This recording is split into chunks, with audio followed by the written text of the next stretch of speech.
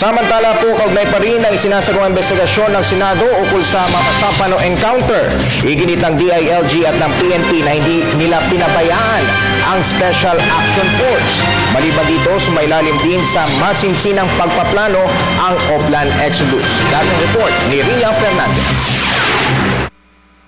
Bago pa umano magkaroon ng Oplan Exodus, ang operasyong tumutukoy sa madugong sagupaan ng PNP Special Action Force, MILF at BIFF sa Mamasapano, Maguindanao noong Enero 25, iginiit ng dating hepe ng PNP staff na si Director Getulio Napenya sa Joint Committee hearing ng Senado ukol sa Mamasapano incident na noon pa man mayroon na silang maiging pagpaplano kasama ang AFP para tugisin ang mga tinaguriang high-value terrorists na sina Marwan at Basit Usman.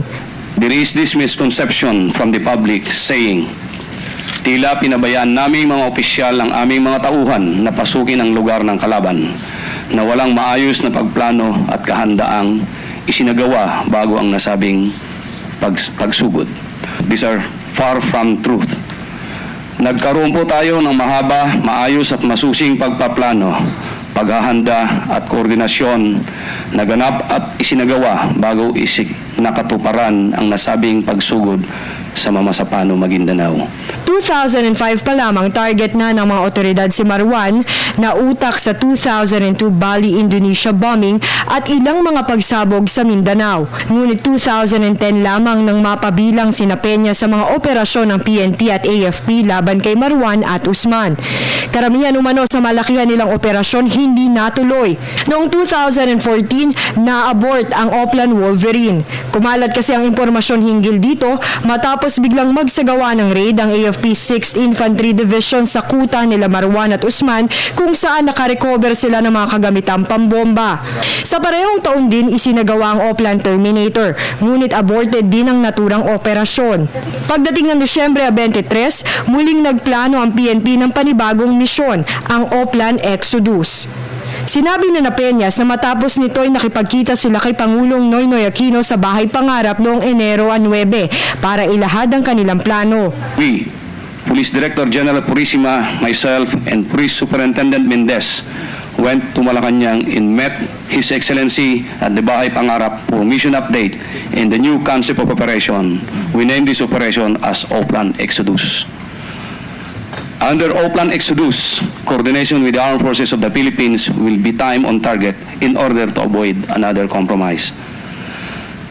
His Excellency cited about the coordination with the AP that he had earlier stated in the press statement. Kasunod na nito ang pagpunta nila sa Zamboanga noong Enero 21 para sa kanilang pinal na pagpupulong. Sa pagitan kasi ng Enero 23 hanggang 26, ang abisong petsa para sa operasyon ni dating PNP Chief Alan Purisima na nooy suspended pa base sa kanilang mga naunang meeting. Bukod sa PNP, ipinresenta rin ng AFP ang kanilang sariling bersyon ng mga pangyayari. Nilinaw ni AFP Brigadier General De Leon na mayroon silang koordinasyon sa PNP sa buong panahon ng bakbakan. Let me present a doctrinal definition of coordination. Coordination is the exchange of information to inform and integrate, synchronize, and deconflict operations.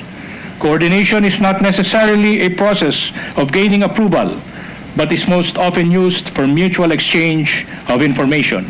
Nagpasa rin ng chronology of events at mga dokumento ang Office of the Presidential Advisor on the Peace Process. Ngunit ang MILF walang naisumiting ulat. Kaya sa interpellation, pinaalalahanan ni Senador Alan Peter Cayetano ang representante ni MILF Chief Peace Negotiator Muhager Iqbal na si Rasid Ladyasan, hepe ng MILF Coordinating Committee on the Cessation of Hostilities, na isumite ito bukas at padaluhin si Iqbal. We're all after the truth that you said. And if we don't have all the three reports here, magkakaroon talaga ng notion na nire-repair yung report. No? So having said that, Madam Chair, I submit and I hope that tomorrow, if we do have a hearing tomorrow, even a partial report by the MILF may be brought forth here. No? If peace is talagang, if peace is really their objective and they want to save this peace agreement. Para sa Telebisyon ng Bayan, Ria Fernandez.